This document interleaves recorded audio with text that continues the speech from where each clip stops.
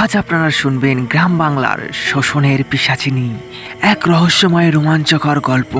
আর বেশি কথা না বাড়িয়ে ঘটনার ভেতর প্রবেশ করা যাক। বাংলার এক অজপাড়াগা ধুলেশ্বরীপুর, চারিদিক সবুজ ধানের মাঠ, মাঝখান দিয়ে বয়ে গেছে সরু নদী। দিনে গ্রামটা ছিল শান্ত, কিন্তু সন্ধ্যা নামলেই যেন সব বদলে যেত। গ্রামের মানুষ সূর্য ডোবার আগেই ঘরে ফিরে দরজা জানালা বন্ধ করে দিত। বাইরের লোকেরা এলে অবাক হয়ে জিজ্ঞেস করত, এত তাড়াতাড়ি সবাই ঘরে ঢুকে যায় কেন?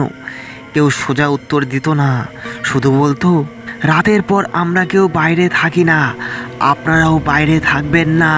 অনেক বছর আগে গ্রামের সবচেয়ে ক্ষমতাবান মানুষ ছিল হরিনাথ চৌধুরী। তার ছিল অনেক জমি, লোকবল, প্রভাব, কিন্তু গ্রামের মানুষের মুখে হাসি ছিল না।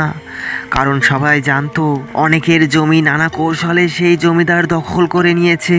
কেউ প্রতিবাদ করতো না, কারণ যারা মুখ খুলতো তাদের জীবন আরো কঠিন হয়ে যেত। একদিন গ্রামে এলো এক বৃদ্ধ পথিক। সন্ধ্যার সময় চায়ের দোকানে বসে সে গ্রামের নীরবতা দেখে বলল, তোমাদের গ্রামে এত ভয় কেন? এক বৃদ্ধ কৃষক ধীরে উত্তর দিল, ভয় মানুষের না, শোষণের পিশাচিনী। সবাই চুপ। বৃদ্ধ পথিক হেসে বলল, এসব গল্প আমি বিশ্বাস করি না। কৃষক বলল, আমরাও করতাম না যতদিন না দেখেছি। সেই রাতে প্রবল ঝড় উঠল। হরিনাথ নিজের বড় বাড়িতে একা বসে হিসাব করছিল। হঠাৎ দূরে কারোর পায়ের শব্দ। প্রথমে সে গুরুত্ব দিল না, আবার শব্দ। ধীরে দরজা খুলতেই দেখলো বাইরে একজন নারী দাঁড়িয়ে। সাদা শাড়ি, বাতাসে উড়ছে চুল, কিন্তু তার মুখে কোনো ভয়ঙ্কর ভাব নেই, বরং অদ্ভুত শান্ত। নারী শুধু বলল, যা নিয়েছো ফিরিয়ে দাও। হরিনাথ বিরক্ত হয়ে বলল, কে তুমি? নারী উত্তর দিল, পরক্ষণেই বাতাস জোরে বইল, চোখের পলকে সে অদৃশ্য হয়ে গেল।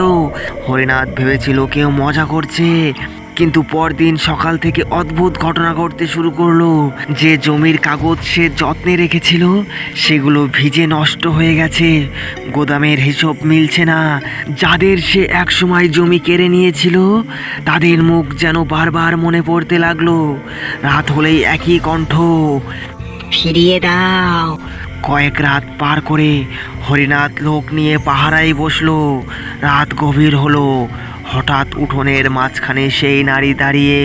লোকজন দৌড়ে এলো, কিন্তু কাছে গিয়ে দেখলো কেউ নেই, শুধু বাতাস আর নদীর শব্দ।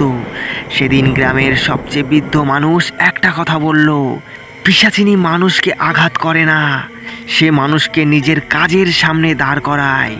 এরপর হরিনাথ বদলাতে শুরু করলো। সে এক এক করে মানুষের জমি ফিরিয়ে দিল, যাদের ক্ষতি করেছিল তাদের সাহায্য করলো। শেষ দিন ভোরে গ্রামের মাঠে দাঁড়িয়ে বলল, ভয় আমাকে বদলায়নি, নিজের কাজের মুখোমুখি হওয়াই আমাকে বদলেছে।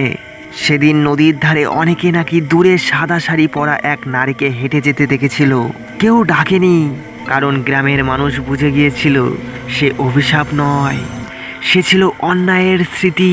এরপর থেকে ধুলেশ্বরীপুরে একটা কথা ছড়িয়ে পড়ে, মানুষের উপর অন্যায় করলে বিচার একদিন না একদিন ফিরে আসে।